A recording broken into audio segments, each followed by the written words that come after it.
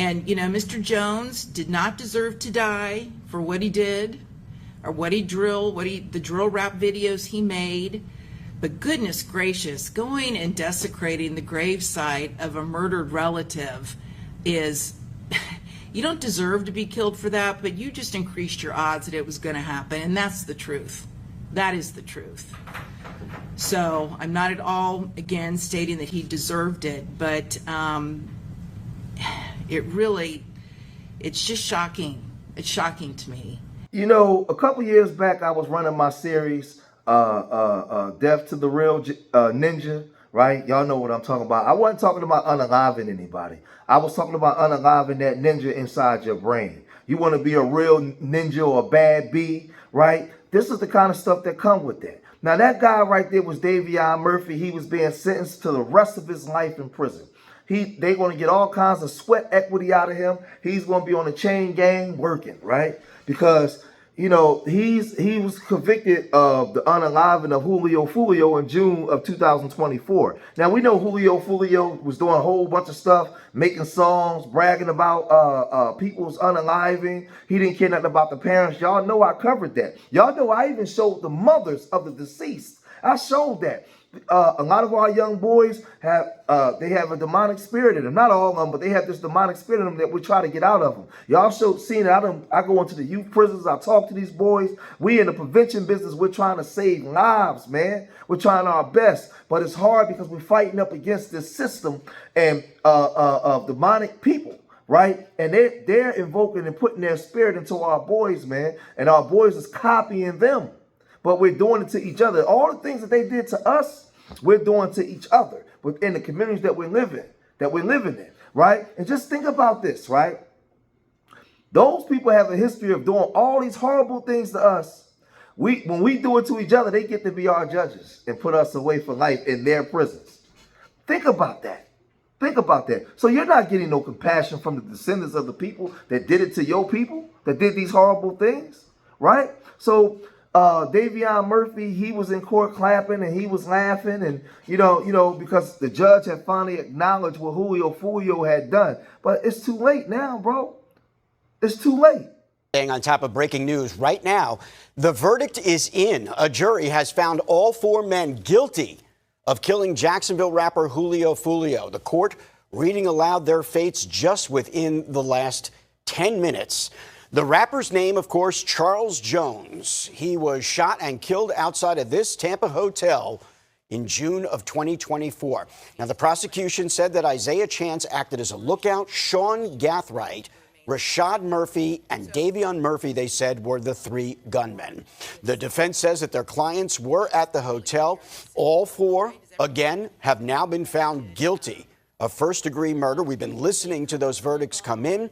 Several other charges related to gang activity, guilty on those charges as well. Now, a fifth person, Alicia Andrews, was found guilty of manslaughter in the case. That was last October, but she has yet to be sentenced.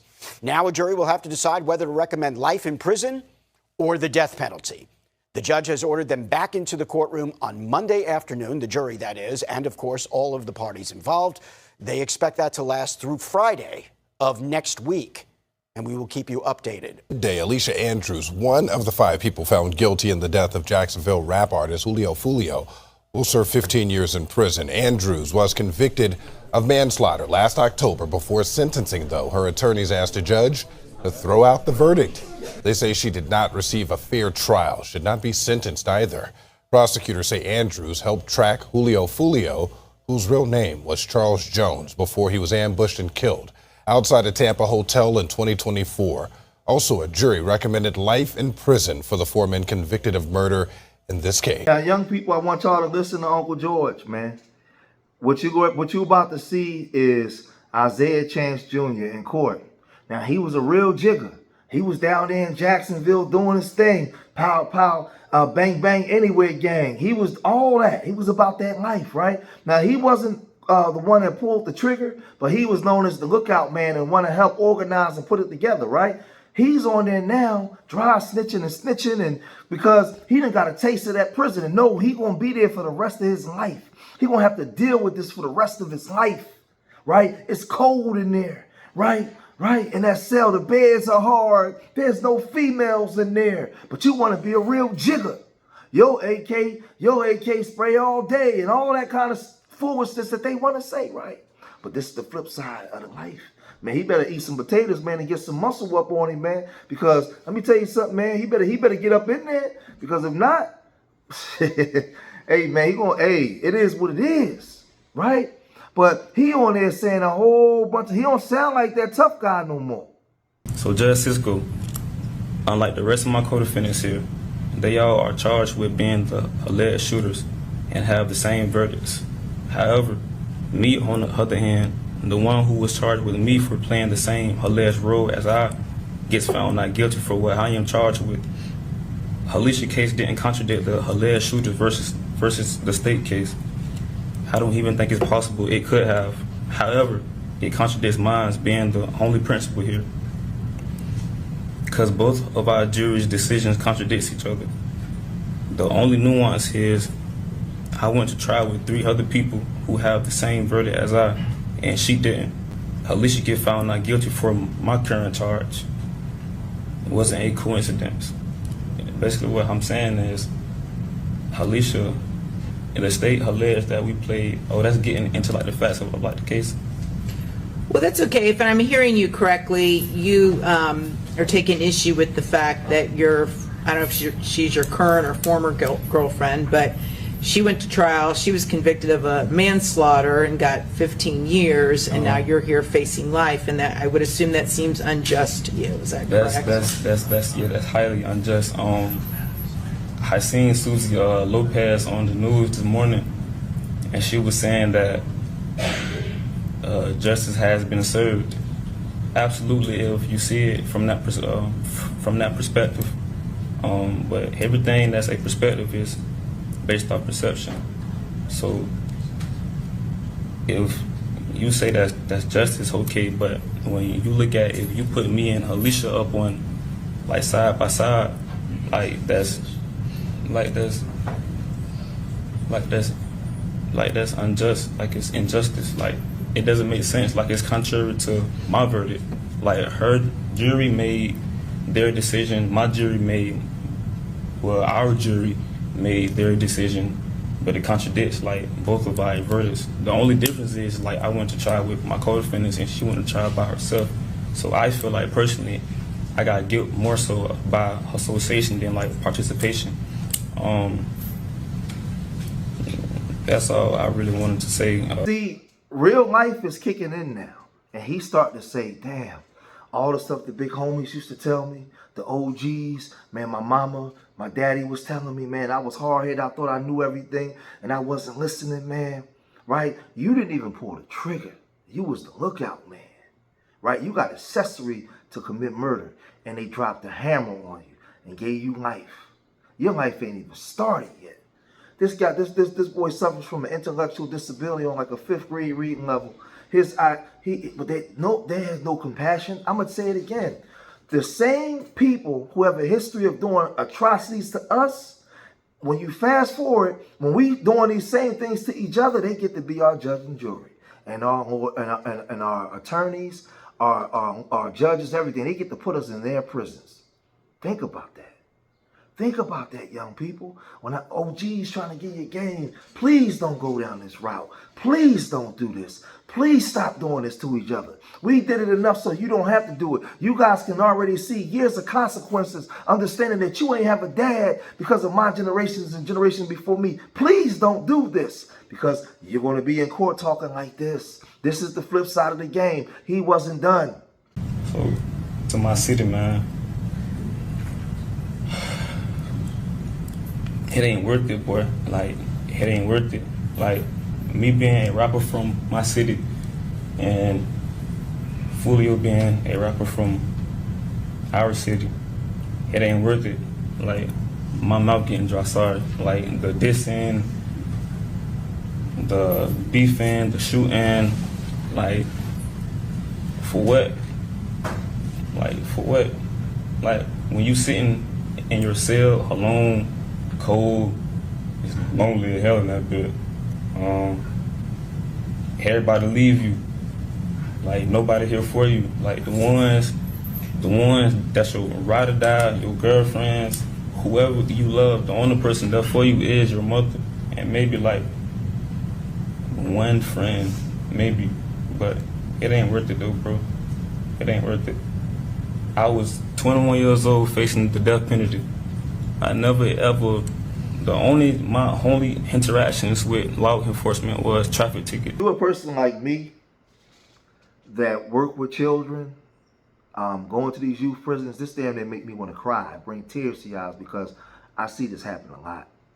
I see 16 and 17-year-old boys, we go in, we talk to them, and they come back the next year with a double homicide. And it's like, man, you wish that you could save them. You wish that you can impart some wisdom into them and pray that they listen and hope they listen, man. And you watching black bodies being warehoused, and their minds is too young and undeveloped to fully understand the consequences of actions, and they listening to this music, they outside in the culture, that outside world of American culture, not black culture, American culture, and they get caught up in this stuff, man, and they doing these things to each other. And I'm in these youth prisons and I'm talking to them, and it's not registering until they get here. And he's saying that the prison is cold, it's lonely, nobody's gonna listen. These are all the things that I was telling them, man. And this happens here in Philadelphia. It happens a lot, man. My hardcore people that really watch my content know when I was really doing this content before I segued into this kind of stuff. I was doing Death to the Real Jigger. We going to these youth prisons before they graduate to the big house, and I'm seeing them. I'm talking to kids. They get out of the youth and they get unalived 3 weeks later. Man, I done been to funerals. I done seen this stuff. So it hurts my heart. And for some of y'all out there, y'all might not have compassion. But when I'm sitting here and we trying to be in the prevention business, I'm bringing black intelligence back to the community, trying my best to save your children. This hurts, man, when I see this kind of stuff, right? Because this is our people, right? Sean Gaffright, he got up there and he started talking. A study done by the National Institute of Mental Health provided evidence showing that the brain doesn't reach full maturity until 26 to 27 years old for men, about 8 or 9 years older than my time during the offense. But society knows this, and that's why laws set age requirements on certain activities, amenities, and substances as a way to protect adolescent adults. Yet those same laws don't extend to an adolescent adult when they are charged with crimes and allows them to be prosecuted to the fullest extent, regardless of their age. Your Honor, it is heartbreaking that an 18-year-old can't rent a car or a hotel or buy a home, but can be sentenced to death or life in prison without the possibility of parole. They can't purchase alcohol or tobacco, but can be sentenced to death or life in prison without the possibility of parole. They can't work certain jobs or even go on a cruise without a chaperone, but can be sentenced to death without life, or life without prison, in prison without possibility of parole. And I'm a prime example of these circumstances. At 18 years old, with no prior convictions, I was charged, indicted, and had to face the death penalty. My point is, society views anyone under the age of 21 as not being mentally mature enough to participate or partake in these activities, amenities, and substances, because certain substances listed can negatively impact or stunt the growth of a developing brain, while other activities and amenities have restrictions due to the lack of impulse and behavioral control or lack of situational awareness at times with teens.